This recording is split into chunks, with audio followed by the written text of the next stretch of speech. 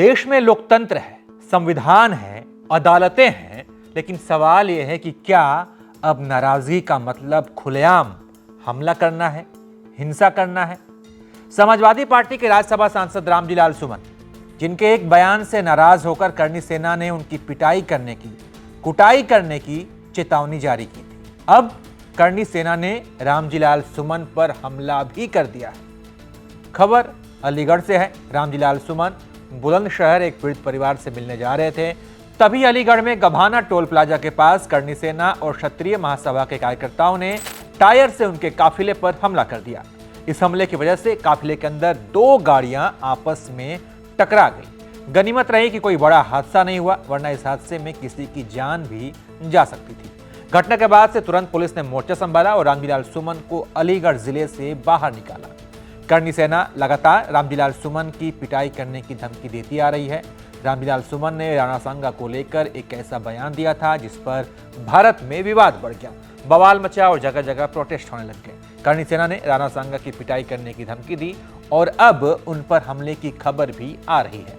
बता दें कि करणी सेना के राष्ट्रीय अध्यक्ष स्टूडियो में आकर उन्होंने हमसे बात भी की थी, जिसमें उन्होंने कानून तोड़ने, संविधान नहीं मानने और रामजीलाल सुमन की हर हाल में पिटाई करने जैसी बातें कही थी। उसका एक छोटा हिस्सा भी हम आपको सुनाते हैं। तो इतिहास में कौन देशभक्त है और कौन देशद्रोही है, क्या ये तय आपकी तलवारें और आपकी लाठियां करेंगी?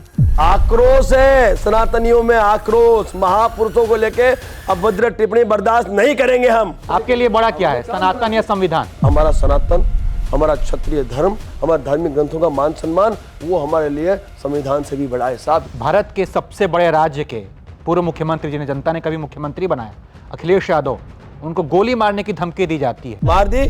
किसी गोली मारी क्या? मेरे बच्चे ने नहीं मारी ना, बोला ना, ठीक है, उसको आक्रोश बोल दिया, मारी क्या?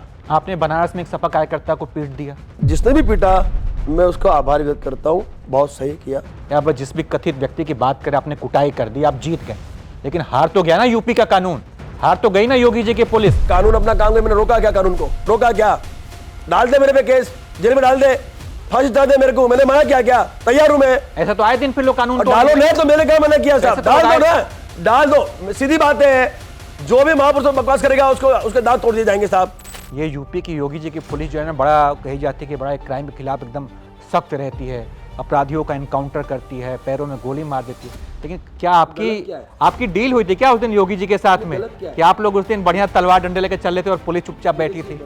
कुछ डील हुई थी क्या? क्या नहीं, यहाँ स्वाभिमान जीता है हमारा, हम किसी के बाप से डील नहीं करते। तो इस हिंसा में किसी की जान जाए, कोई आपको देखो साहब, ऐसा है, अमर है क्या कोई इस दुनिया में? अमर नहीं है ना कोई, मौत एक दिन आनी है। यदि ऐसे मरना लिखा होगा तो ऐसे मर जाएंगे, क्या फर्क पड़ता है? अभी कासगंज में एक गैंगरेप हुआ, भाजपा के कार्यकर्ता ने गैंगरेप में शामिल था, अभिषेक प्रताप सिंह नाम था, क्षत्रिय समाज से है। आपने क्यों नहीं इतना बड़ा आंदोलन किया कि इस आदमी को पकड़ो, गिरफ्तार करो? कैसे हिम्मत हुई संसद भवन में बोलने की? कैसे बोल गया? क्या उसका अक्ल नहीं है क्या? पढ़ा लिखा नहीं है क्या? आपको बता दें कि प्रोटेस्ट के दौरान करणी सेना ने बनारस के अंदर एक सपा कार्यकर्ता की पिटाई भी कर दी थी। आगरा में कार्यकर्ता ने तो खुलेआम यूपी के पूर्व सीएम अखिलेश यादव को गोली मारने तक की भी धमकी दे दी थी।